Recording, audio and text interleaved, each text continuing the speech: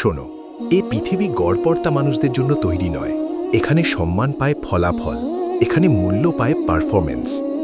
তুমি যদি সাধারণ হতে চাও তাহলে কিছুই করতে হবে না, ভিড়ের সাথে মিশে যাও, অজুহাত দাও, দোষ দাও পরিস্থিতিকে।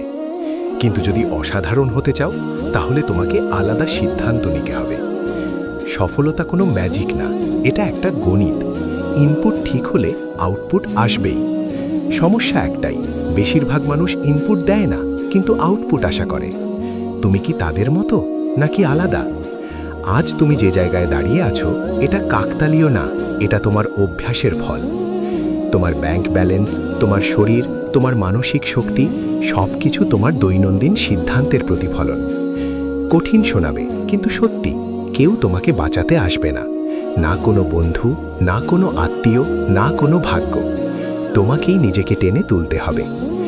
যখন তুমি ক্লান্ত সেই সময়টাই আসল পরীক্ষা। যখন কেউ দেখছে না সেই সময়টাই আসল চরিত্র তৈরি হয়। ডিসিপ্লিন মানে কি জানো? মুড না থাকলেও কাজ করা। মোটিভেশন আসবে যাবে, কিন্তু ডিসিপ্লিন থাকলে তুমি থামবে না। একটা সিংহ প্রতিদিন শিকার করে, কারণ সে জানে আজ শিকার না করলে কাল ক্ষুধা পাবে। তুমিও যদি আজ কাজ না করো তাহলে কাল ফল পাবে না। অনেকেই বলে আমার সময় আসেনি। সত্য হলো সময় কখনো নিজে থেকে আসে না, তুমি তৈরি হলে সময় তৈরি হয়। তুমি যদি প্রতিদিন নিজের স্কিল বাড়াও, নিজের শরীরকে শক্ত রাখো, নিজের মনকে ফোকাসড রাখো, তাহলে 5 বছর পরে তুমি সম্পূর্ণ আলাদা মানুষ হবে। কিন্তু যদি আজও সোশ্যাল মিডিয়ায় সময় নষ্ট করো, অন্যের সাফল্য দেখে হিংসা করো আর নিজের জীবনে কাজ না করো, তাহলে 5 বছর পরেও একই জায়গায় থাকবে। একটা জিনিস মনে রাখো, দুনিয়া তোমার সম্ভাবনাকে না, তোমার ফলাফলকে বিচার করে।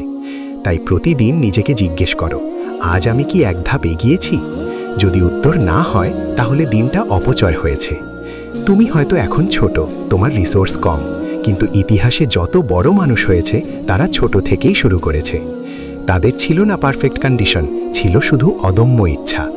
তোমার ভেতরে আগুন আছে, কিন্তু আগুন জ্বালিয়ে রাখতে জ্বালানি লাগে, সেই জ্বালানি হলো পরিশ্রম।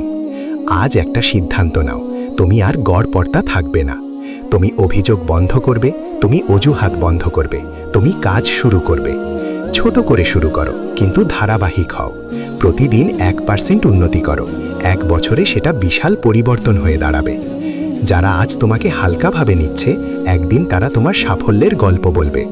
কিন্তু সেই দিনের জন্য আজ তোমাকে একা লড়তে হবে, ঘাম ঝরাতে হবে, ব্যর্থ হতে হবে, আবার উঠে দাঁড়াতে হবে।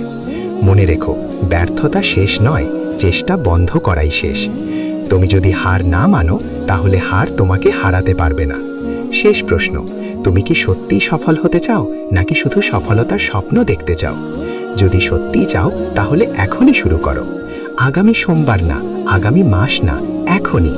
কারণ ভবিষ্যতের তুমি আজকের তোমার সিদ্ধান্তের উপর নির্ভর করছে। তাই উঠে দাঁড়াও, নিজেকে প্রমাণ করো, কাজ শুরু করো। কথা নয়, অ্যাকশন। এটাই সাফল্যের একমাত্র পথ।